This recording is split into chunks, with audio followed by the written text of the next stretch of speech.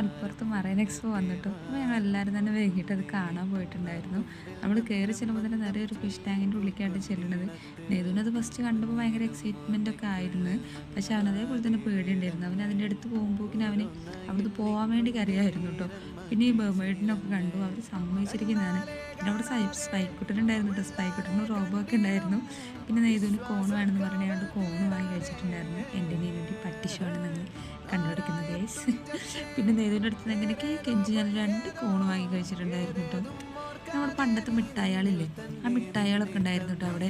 പിന്നെ നമ്മൾ ഹലുവ വാങ്ങിയിട്ടുണ്ടായിരുന്നു. ആ ഹലുവ കഴിച്ചു എങ്ങനെയുണ്ട് നോക്കി. പിന്നെ അവിടെ 2-3-4 വലിയ റൈഡുകളുണ്ടായിരുന്നു കേട്ടോ. അതിൽ എൻ്റെ ഏട്ടനും നെയ്തും വന്നിട്ട് ട്രെയിനിൽ കയറി. ഞാനും നീനും കയറിയതോ നമ്മുടെ തോണിയില്ലേ, തോണി പോയി കയറിയിട്ടുണ്ടായിരുന്നു കേട്ടോ. എൻ്റെ പൊന്നൊന്നും പറയാനില്ല, വേറെ ലെവലായിരുന്നു. അതിൻ്റെ വീഡിയോ ഞാൻ